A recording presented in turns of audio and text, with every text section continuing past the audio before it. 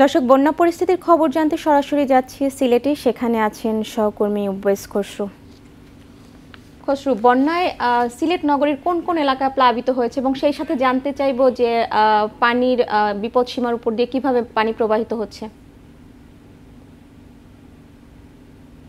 বলি আমি এখন আছি আসলে ঠিক সুরমা নদীর তীরে অবস্থিত যে কাজিরবাজার এলাকা, সেটি সিলেটের কোতোয়ালি থানার পাশেই। আমি একটু আপনার মাধ্যমে দর্শকদের দেখাতে চাই আসলে সিলেট নগরে কিভাবে পানি ঢুকছে। এই যে আপনি দেখতে পাচ্ছেন সিলেট পাশেই সুরমা নদী এবং ঠিক পাশেই ছিল যে সড়কটি, এই সড়কের উপর দিয়ে আসলে পানি প্রবাহিত হয়ে সিলেট নগরে ঢুকছে। এবং শুধু এই এলাকা না, সিলেট নগরে কমপক্ষে 10টি এলাকায় একইভাবে পানি ঢুকতেছে এবং পানি ঢুকার ফলে সিলেটের নগরীর পরিস্থিতি অবনতি হয়েছে। পাশাপাশি সিলেটের উজানের যে 4টি উপজেলা রয়েছে, কোম্পানিগঞ্জ, গোয়াইনঘাট, জৈন্তাপুর, কানাইঘাট, এসব এলাকায়ও আসলে অবনতি হয়েছে। ডল আসা অব্যাহত রয়েছে। আপনারা দেখতে পাচ্ছেন যে সুরমা নদীতে আসলে এই মুহূর্তে অনেক ডল আছে এবং উজানের ডল টানা বৃষ্টিপাতের কারণে বন্যা পরিস্থিতির অবনতি হয়েছে। আমি আপনাকে একটু আগে সিলেটের সিটি কর্পোরেশনের মেয়র আমাকে জানিয়েছেন যে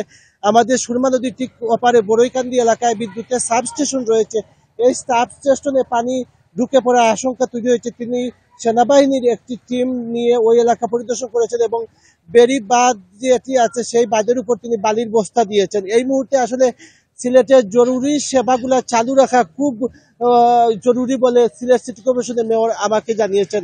আমি সিলেটের নদীর অবস্থা জানতে পাবু কর্মকর্তার সাথে কথা বলেছি এবং তারা জানিয়েছেন সিলেটের সুরমা এবং কুশিয়ারা নদীর পানি আসলে 6টি পয়েন্টে বিপদসীমার উপর দিয়ে প্রবাহিত হচ্ছে। তো উজানের ডল এবং বৃষ্টিপাত অব্যাহত থাকার কারণে আগামী দুদিনও সিলেটের বন্যা পরিস্থিতির অবনতি হতে পারে বলে তারা আমাদেরকে জানিয়েছেন। ফলে এই ছিল সিলেটের বন্যার সর্বশেষ খবর। খসরু, আপনাকে ধন্যবাদ।